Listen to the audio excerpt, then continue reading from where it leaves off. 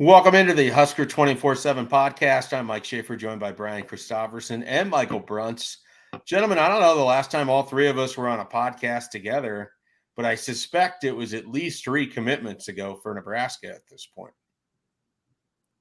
Yeah, Nebraska was still adding guys out of the portal, I think, the last time we were all together. So we've moved on to 2023 and the off-season excitement that comes with camp season. I had someone, Bruntz, actually text me and ask if you were just going for your longest pause ever in between answers. And that's why you hadn't been on recently.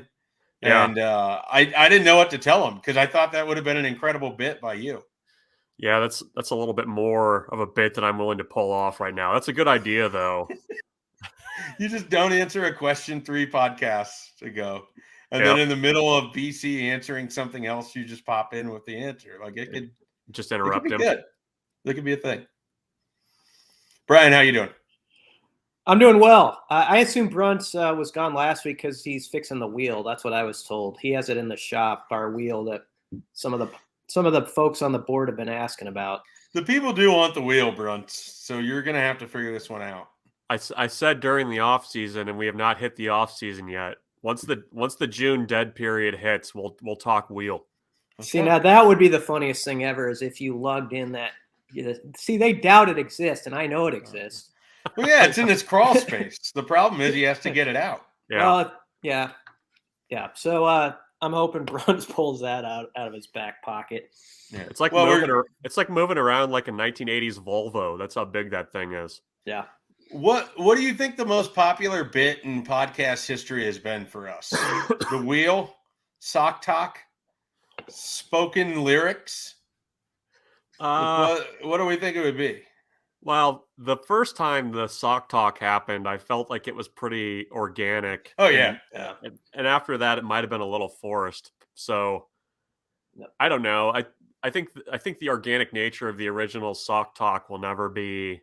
It's like the Beatles, like rooftop concert. That's like what the original sock talk was.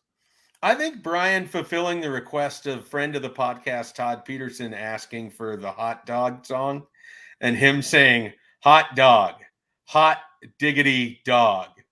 And just, his very smooth, almost flat voice for the duration of that was phenomenal.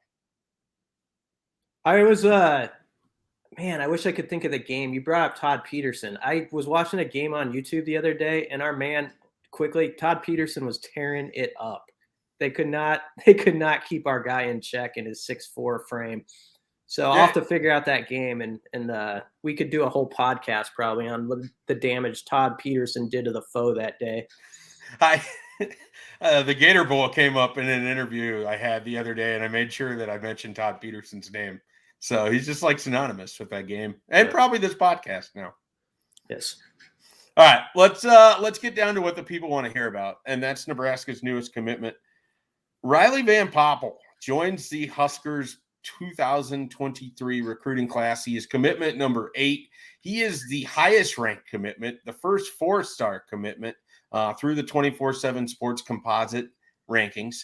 Bumps Nebraska back into the top 25 right now with 8 total commitments, and the first offensive line commitment. I think that Riley Van Poppel is going to be really important in this class for a variety of reasons, but I'll start with this one, and there will be an article up on Husker247 this afternoon diving into it as well.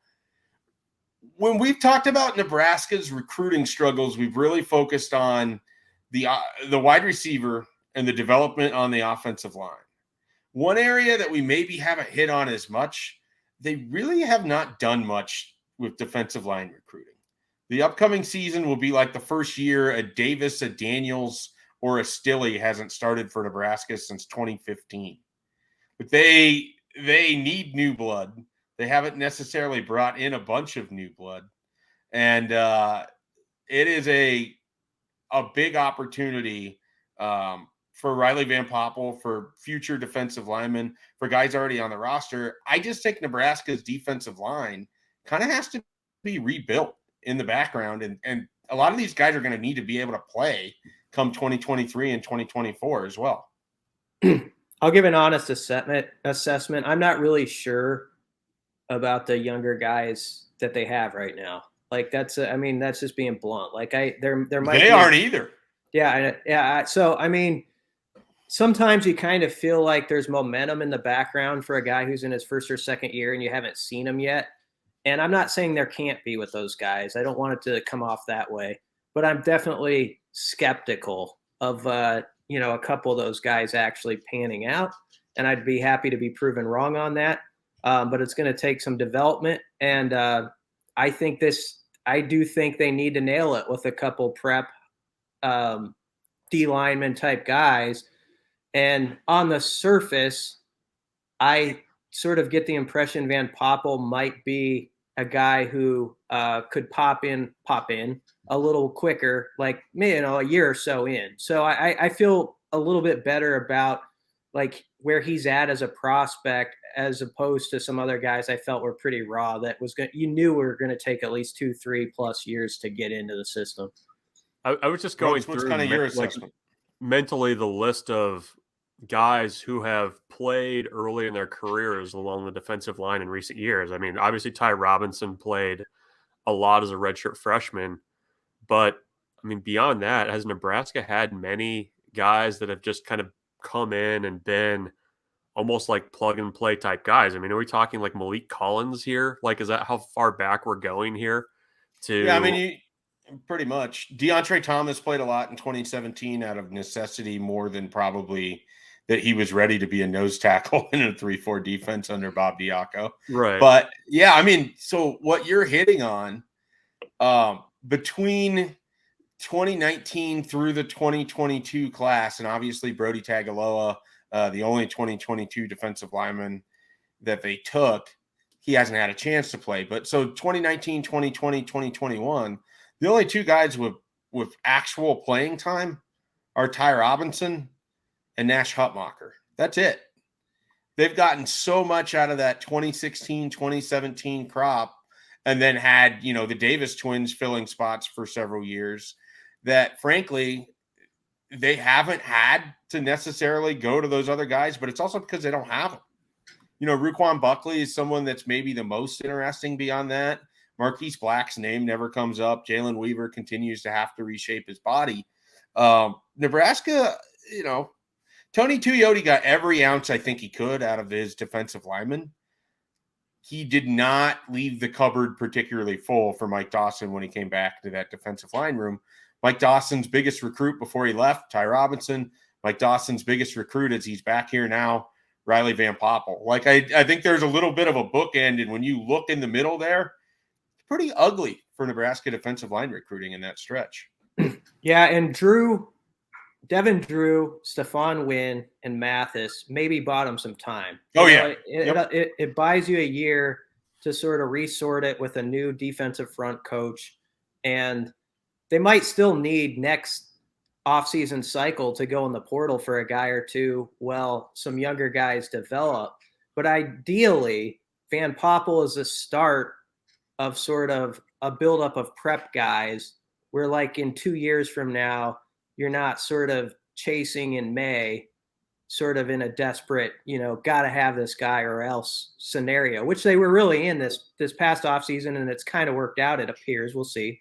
But that's why a guy like Van Poppel and sort of, I think, stacking that high school prospect depth in the next class or two is going to be important. Guys who can really give you something. And obviously that's always a crapshoot with linemen. I understand that, but Van Poppel, you've talked to him a bunch, Schaefer. Kind of give us the inside for those who are just catching up to his name today, what he brings. He's a son of a major league pitcher, so he's got those genes.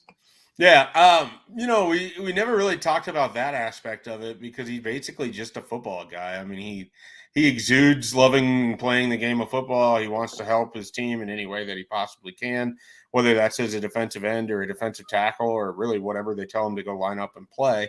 I think the thing that's kind of interesting about him is he's already got a pretty stout frame going into his senior year. He's 6'4", 270. When he gets here, if you want him to be that classic 3-4 defensive end type at 6'4" and 290 pounds, that's not out of the question. If he needs to be a defensive tackle, he could sort of, be of the size of like a Jared Crick and kind of play in that role too. So I'm not saying that he's going to be Jared Crick, though Nebraska would certainly take that every day of the week if you could promise him. But I think that's the kind of guy that he is. I think his versatility makes him even more interesting. But as you sort of hit on, like you can't just stop here. Like they've got to be able to add some other guys with them. I think that's one of the problems that we get into with Nebraska's recruiting over the last decade is that so much hope gets pegged to one player at one position. And if we know anything about recruiting, it is very much a numbers game. Like if you have 5 wide receivers coming in a class, you're hoping that by the end of their time, 3 of those 5 are guys that are contributors for you, and maybe 2 of those 3 are out and out starters. And if you're real lucky, 1 of those 2 is a star. With the defensive line, when you're continually bringing in 2 people classes and both of them are mid 3-star type players, you're really banking on the development that we haven't quite seen come to fruition yet. And you're kind of hoping for lightning in a bottle, and that can happen. You can get a guy, and this is a different position, like Cam Taylor-Britt, that helps you stabilize at corner when it had been really ugly there, and then you can kind of build around it, and all of a sudden you end up with Quentin Newsome and some other guys down the line. But at the defensive line spot, especially when you're rotating between a 4-3 and a 3-4, and year in and year out, it's going to be dependent on what your roster mix is. You damn well have to have several guys that can swing and play different positions. And I think Van Poppel's interest and willingness to do that, plus how quickly he connected with Mike Dawson, which he's one of those guys that probably won't get the credit for as good of a recruiter as he tends to be. Guys just, Ty Robinson's the same way, like just connected with him. I mean, he's someone that I think, we joke because he's really loud and you can always hear him from everywhere, but he's a guy that loves the game of football, that's easy to talk to, and I think very relatable for a lot of these defensive linemen. Brian Applewhite was involved. Eric Shenander was heavily involved. Nebraska's done a nice job with these recruitments this year where it's very rarely can you say it was just, it's just this coach. They've done a lot of group recruiting, and I think Van Poppel is a part of that as well. Going back to the conversation about how, they've kind of used that transfer portal, I think, to bridge with the high school guys. I think that's defensive line, I think, is a spot where I think it's wise to go in and get a guy or 2 out of the portal every year, regardless of your situation. I mean, it just feels like that spot more than most. If you can get veteran rotational type bodies, I think it makes sense to do that. And that helps you to be able to bring along guys like Hutmacher and Black and Jalen Weaver a little bit more slowly, or Van Poppel, I guess, now too. And, I think there's value to throwing guys in the mix and kind of letting them make mistakes and, kind of learn on the fly in the way Ty Robinson did. But I just think, you need to have that kind of other pipeline flowing to make sure you're not having this situation where Mike Dawson's standing in front of the media talking about how dire the situation is along the defensive line. I mean, I can recall coaches kind of being frank about their position group and, maybe what they need to overcome. But that day stands out so much in my mind because it was like, okay, this not only is this coach being extremely honest, but this is a very, very big point of concern, and you could hear it in his voice. So I think it makes sense to kind of continue to pull out of the high school ranks, develop those guys, coach them up, but also have guys like Devin Drew that have played and can come in and give you, 30, 40 snaps or something like that a game, just to buy a little bit more time for those younger guys. Yeah, the one thing with that, and it's kind of like the offensive line too, if you are legitimately good on the defensive line or can be helpful, you're going to have so many offers. I mean, you're just going to have option after option after option. But the thing that could be really helpful for Nebraska, if Stephen Wynn or Devin Drew, and O'Shawn Mathis, if those guys have meaningful contributions and good seasons, it's really easy to recruit off of how they did when you're talking to the next transfer portal lineman. And I think that could be a valuable thing for them as well. He wasn't the only visitor this weekend, just the first 2 have committed. Nebraska had some other guys in. I know BC caught up with Ben Bramer, who's been committed for a while. We don't talk a lot about Ben Bramer. we don't hear a lot from Ben Bramer. He's very comfortable in his Nebraska commitment and very comfortable with what he's going to be in the system. BC, what do you take away from the conversation with Ben Bramer this weekend? Yeah, he's just a quiet guy from Pierce who goes about his business, and he I don't think he wants all or needs all that fanfare that some other prospects may crave. And I guess the thing that's interesting is his family. I think you go into a visit where you're a Nebraska kid and you're thinking, I know about everything about this program. And the official visit is still, I think, eye-opening to even in-staters because it gives you 48 hours basically to really dive deep into every subject, whether that be NIL, which is sort of interesting. He brought up the NIL component. It's not something he's like really focused in on, but we always talk about it from the aspect of sort of out-of-state guys who you're trying to reel them in. And a guy like Ben Bramer, if he does some damage, I've always thought like some in-state guys from small towns could do pretty well with some NIL things. So there was some conversation about that where I think the family got to know more of that. And he's going to be a tight end.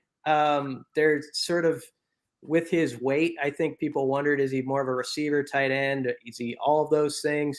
He's up to 215 pounds now. He said he expects to be at 230 when he sets foot on campus to start. And then he expects to gain 10 or 15 pounds the first year. And him and Sean Beckton hit it off. So Sean Beckton, I would say, has had a good room since he's been here for the most part. And he continues to stockpile guys where you never really are that worried about the tight end spot with this group. And I don't think you're going to be over the next few years, even though there are some injury worries.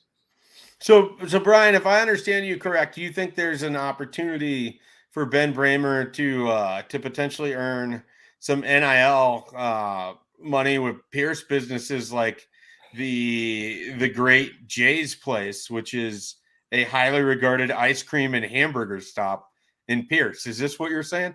I don't know. It's possible. I have been to Pierce only one time in my life.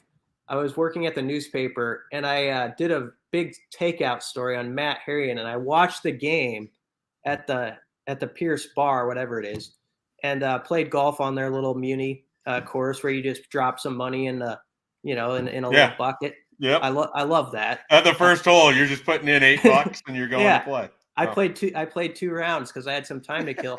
But guess what game I was watching with the folks at Pierce? It was the 70-10 Texas Tech win where Bo Davis was thrown to the wolves and threw about 19 interceptions. That was the game I was at. And they had Jello shots going around as it was taking place. And folks were pretty jelloed up by the end of it, I would say. Well, if we send you up to Pierce to do a story on Ben Bramer, you got to go to Jay's Place and tell us about it. They have the largest ice cream sundae in the state of Nebraska, the internet tells me. So just so you know. The more you know. a big ice cream sundae for a big tight end. There's your Oh man, the photo opportunities just sound fantastic here. Just catching a big ice cream sundae. Yeah. Nebraska had another couple guys out that we were able to catch up with in our network in Tatum Tuioti and Junior Sia, the offensive lineman out of Utah. Tatum Tuioti is interesting to me as well because this is a guy that I didn't really think Nebraska would bringing back in for an official visit when his dad ended up taking the job at Oregon. And yet, you read that story and you think more about it. And just from the conversations I've had, Nebraska is very interested in Tatum Tuioti. Bruntz, what do we make of this? Yeah, I was the visit was a surprise. And not only that visit, but he was also there for Nebraska's spring game too. I mean, he's been back twice in a span of a couple months. Obviously, he's familiar with Nebraska. I'm sure he can find his way around the offices pretty well. But he's got former teammates who are commits. I think, when you kind of look at maybe what his visit picture looks like, I mean, Nebraska was his only official visit that he's got set right now. That seems notable to me. I think he's a take for Oregon. I don't know that he's at the top of their board at that edge spot, but I take it too that if Nebraska was willing to use an official visit on him and bring him in, I think they feel like they've got a good shot there. And like you said, I think they really like what he brings to the table as an edge rusher there. So I think it's one to watch. I mean, I still would be very surprised if he didn't end up at Oregon, but at least from what he's saying and his actions too seem to suggest that Nebraska definitely has a chance there. I've always thought too, and maybe his dad would say this to him.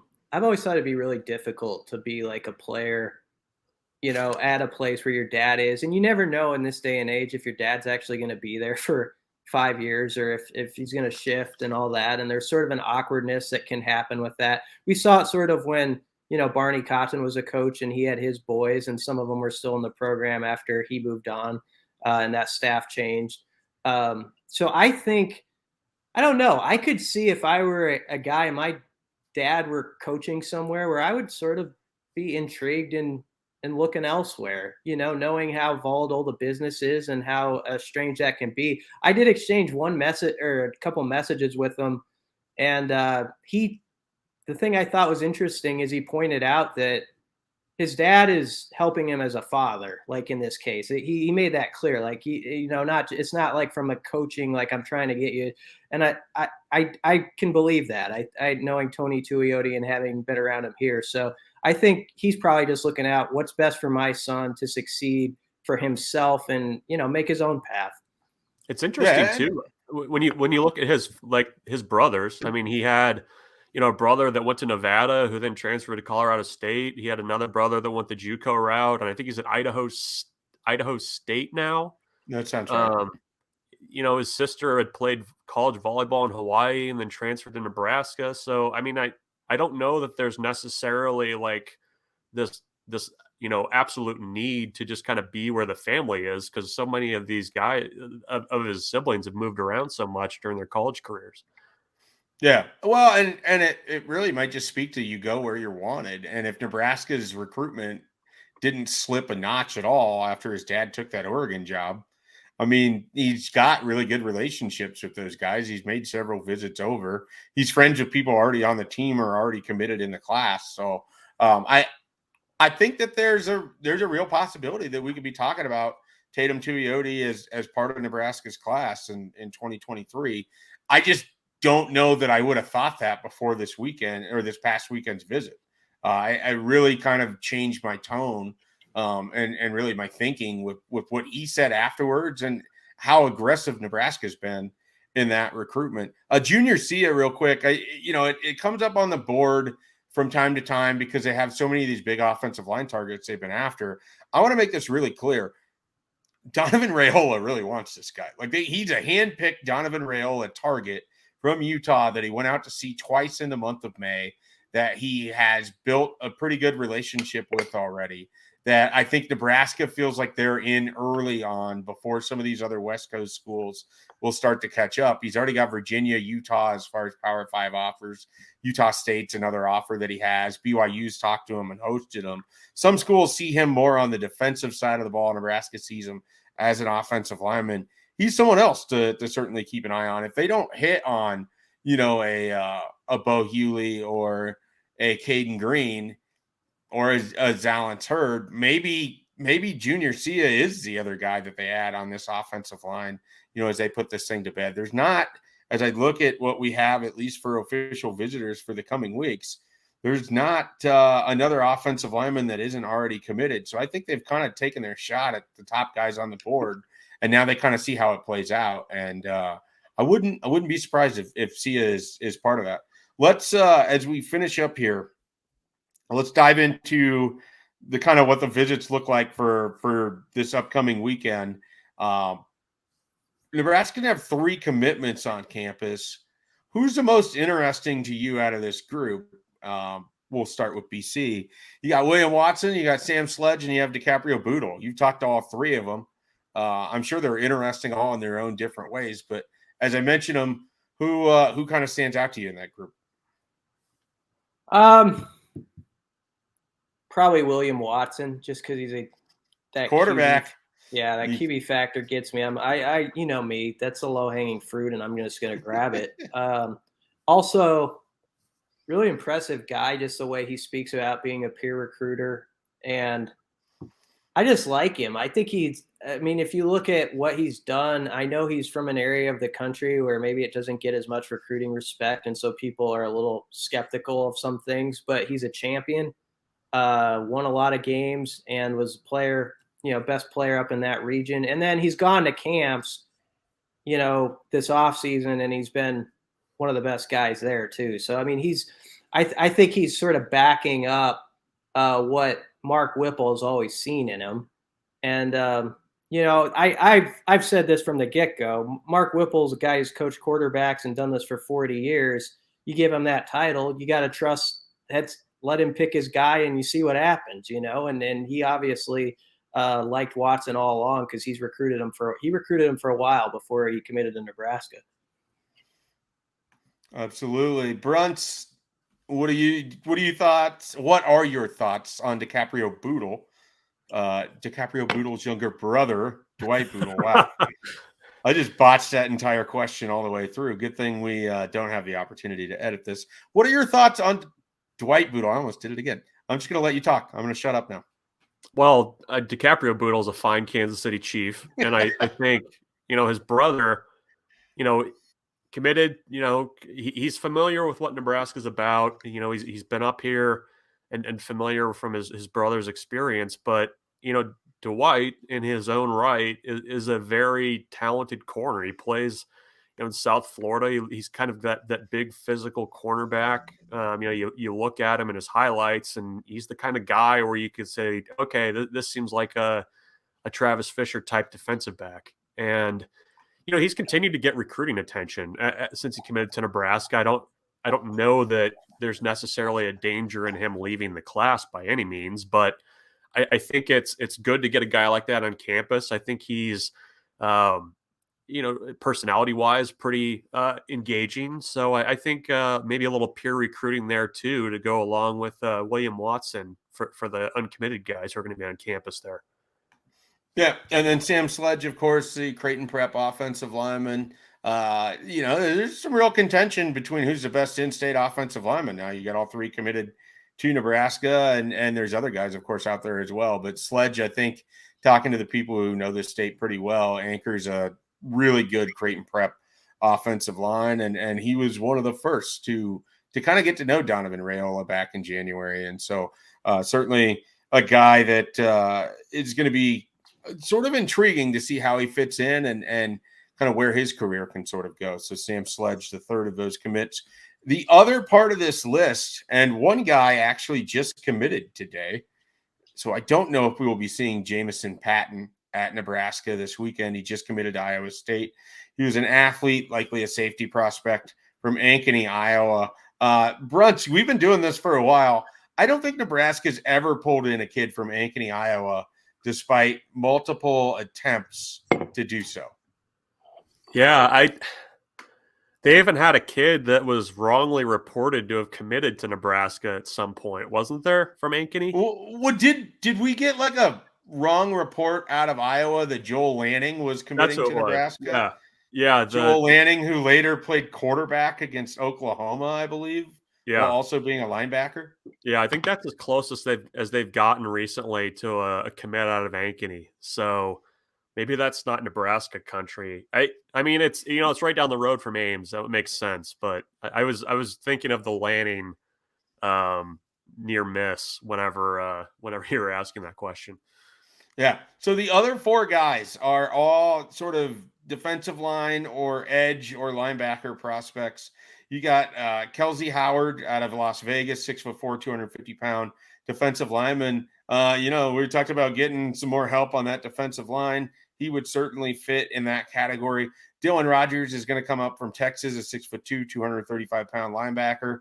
Carter Menz from West Fargo, North Dakota. Nebraska has gone into North Dakota a few different times here. Carter Menz actually picked up an offer during a junior day earlier this year. He is 6'5", 215 pounds. And then Hayden Moore from Aurora, Colorado, 6'3", 210-pound linebacker, might be more of an interior linebacker. That could be a Barrett Ruud special. But that's what we have in terms of confirmed visitors for right now. Of course, I think that list is going to grow. 8 guys right now, and I wouldn't be surprised if it hits double digits by the time we get everything confirmed throughout the week. So another big weekend ahead for Nebraska. Yeah, I like the combination of guys who are committed to with those you're trying to get. I think there's something to be said for that when you can get that sort of cocktail going. So, and some of those guys I think can be pretty good peer recruiters. I mentioned it with Watson. I think he can be a pretty good seller to guys. So, yeah, I like the list. It's been a good June for Nebraska so far, and I think there's going to be quite a bit of payout from that first weekend still down the road. I still think some stuff's coming from that. Yeah, well, speaking of stuff coming, Nebraska's going to have their second Friday Night Lights on Friday, and they will have the Pipeline Camp on Saturday as well. I plan to be at both of those. I'm sure there will be some interesting recruits in attendance. Of course, there's plenty of stuff going on. We're about to get into most indispensable Husker season. You two guys have not done your list yet, despite the fact that BC sent out a request for us to do this like a week ago. What's going on? Yeah, I thought it was the way you worded that initial text. I was like, crap, I got to get this done. And so I hammered mine out right away, and I'm still waiting to see who I completely forgot. So I'm looking forward to seeing your list. And that's why you wait for someone to do it, because then you get the names in front of you and you're like, okay. No, he's wrong there. So that helps me out. But it's tough. It is tough. It is very, very hard this year. I read about it for the morning mash. I didn't know what to do with a guy like Rameer Johnson, who I think pretty highly of, but I just didn't know where to rank him. Because he may not be your feature running back, but it's hard for me to imagine Rameer Johnson not having at least some involvement on this offense at a fairly high level. And then there's so many new faces. And then do you rank does Wynn get in there, or where does Devin Drew rank, or how do you rank the two against each other? Is O'Shawn Mathis, does he have to be a top 5 player? Like, how many guys can actually be in the top 5? It felt like there was 15 people I wanted to rank 13th. That's the kind of year that it was for putting this thing together. We can go ahead. There's going to be a lot of guys. There's going to be a lot of guys on lists that were not on Nebraska's roster last year. Like I was going through and doing a preliminary list up on the whiteboard. I've got the magnets. I'm moving them around, and I was really surprised at how tough it was to eat. You're right. Like the 10 to about 22 was just was really tough. Where do you get those magnets made? That's got to be an expensive endeavor you do every off season. That's why it took me longer. I appreciated Brian giving me a little bit of a heads up so I could have the magnets made. Well, couldn't you buy the magnets where you can just erase the letters and it's just dry erase and then you can write in? You could. Or you could have them engraved like Bruntz does. You could. You always got to one-up everybody. What a jerk. I did the scholarship distribution piece that's on the website now, and there's 33 new scholarship guys of the 88 right now. That's incredible. I don't know that I would like the job where it's it's on you to make sure that you're actually at 85 when you turn that list into the Big Ten, because they got some work to get there still. They just give him the shoulder shrug emoji, like, it was too hard. Yeah, it's possible. It's possible. All right, guys, any final thoughts here? No, I got to get back to my list. Yep, I better get mine done. You put the heat on. All right, when you get that list done, let me know if you need help getting the wheel out of the crawl space. It's going to be a busy week over here. All right, for Michael Bruntz, Brian Christopherson, I'm Mike Schaefer. We are Husker 24/7. We will be back with another podcast next week.